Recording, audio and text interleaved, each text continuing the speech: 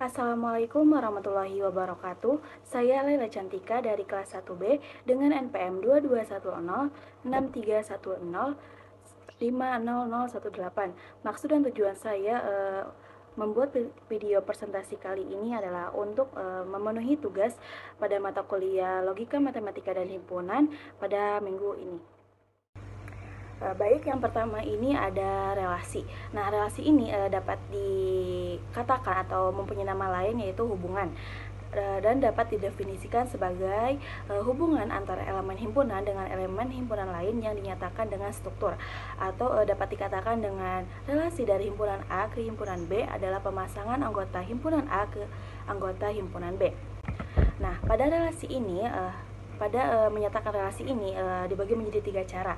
Yang pertama terdapat diagram panah, yang kedua ada diagram Cartesius, yang ketiga ada himpunan pasangan berurutan. Nah, selanjutnya ini ada relasi inverse, di mana relasi inverse ini dapat didefinisikan dengan relasi dari B ke A yang mengandung semua pasangan terurut yang bila dipertukarkan masih termasuk dalam relasi. Nah, relasi ini dapat dinotasikan seperti yang sudah saya tuliskan di PPT ya teman-teman. Untuk mengetahui lebih lanjut tentang relasi inverse ini, di sini saya akan menambahkan contoh soal. Nah, pada contoh soalnya ini terdapat himpunan P, di mana himpunan P ini memiliki elemennya itu ada 2, 3, dan 4, dan himpunan Q itu mempunyai elemen 2, 4, 8, 9, dan 10. Nah, di mana pada himpunan P dan Q ini memiliki termasuk anggota relasi. Nah, jika P habis dibagi Q, maka untuk yang pertama ini kita tentukan dulu terlebih dahulu anggota relasinya, lalu kemudian kita tentukan relasi inversenya. Nah, pada relasinya ini kan tadi sudah diketahui ya bahwa P ini habis dibagi Q. Nah, untuk itu kita tinggal tulis saja anggota elemen mana saja yang jika himpunan P ini habis dibagi Q.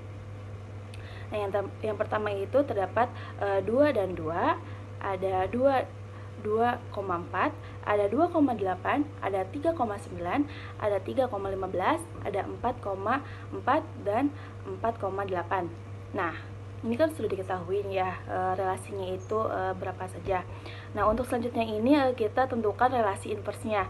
Nah, pada relasi inversenya ini kita mudah saja tinggal membalikkan angka atau elemen tadi.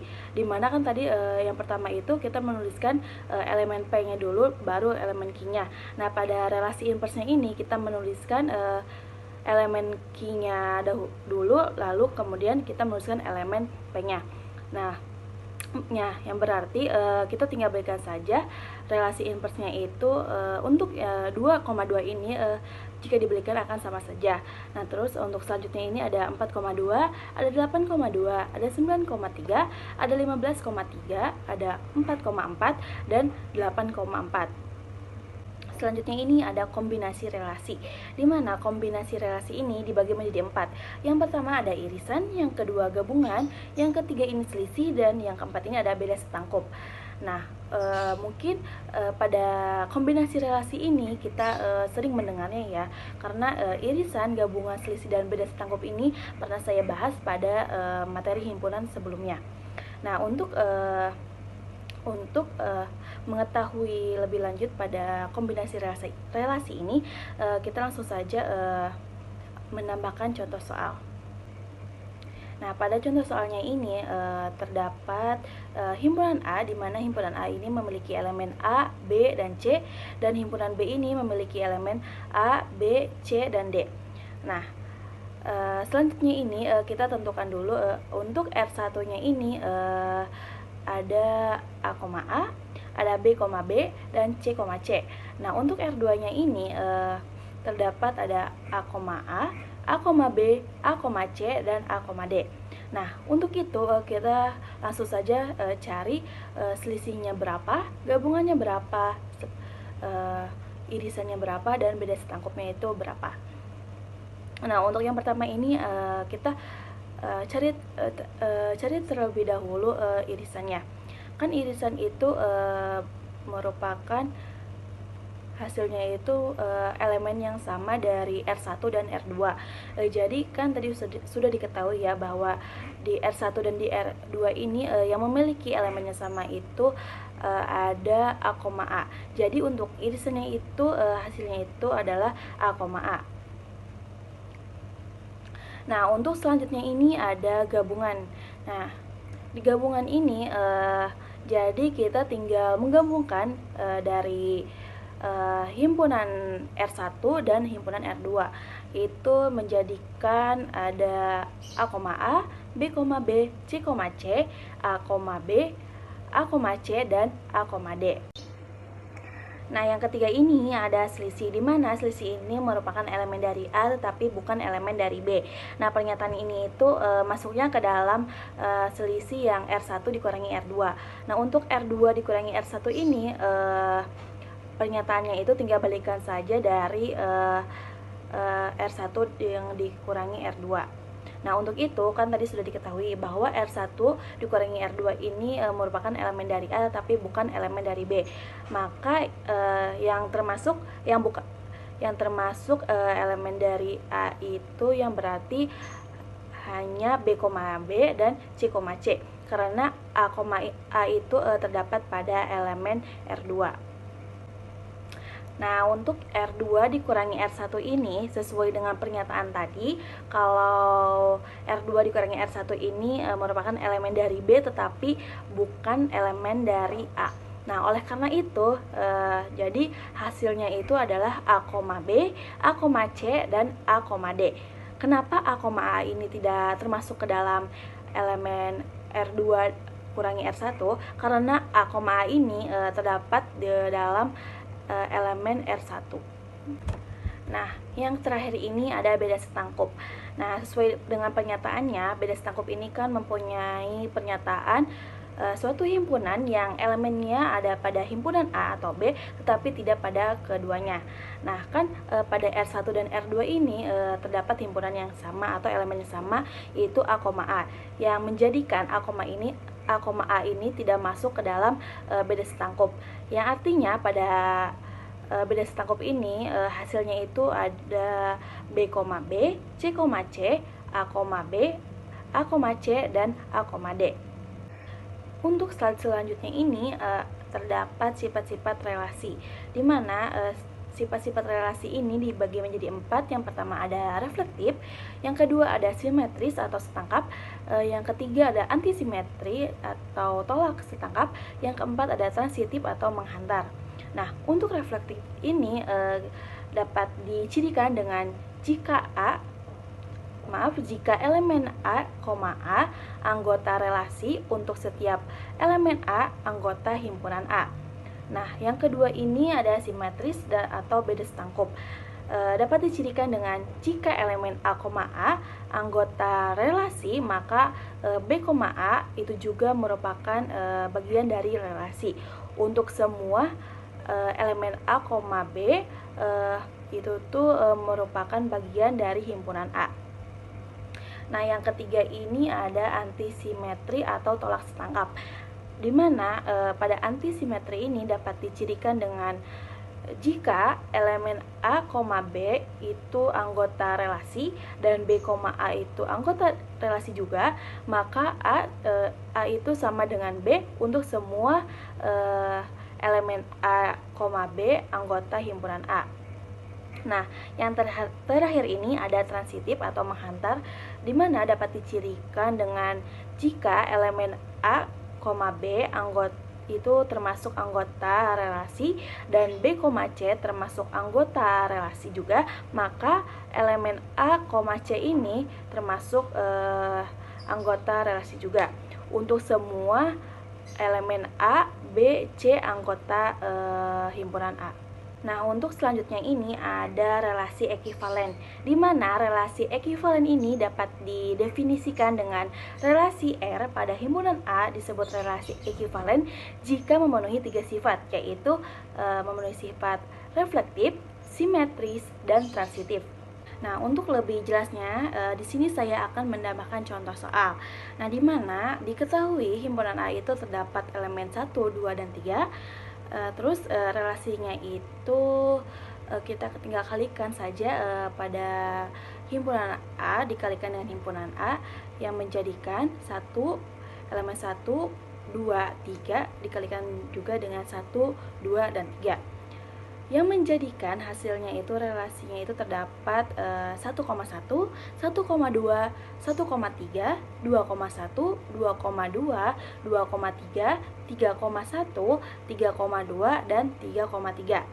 Nah, terus ditanyakan, buktikan apakah relasi di atas ekivalen atau tidak.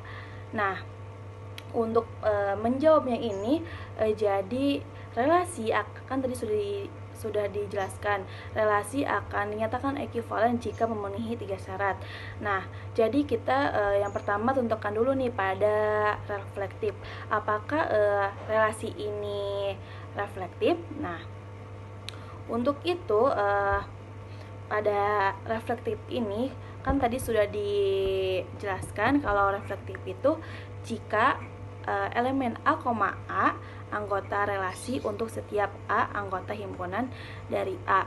Nah, jadi kita tinggal tuliskan saja elemen yang memiliki elemen yang sama, yaitu ada 1,1, terus 2,2, dan 3,3.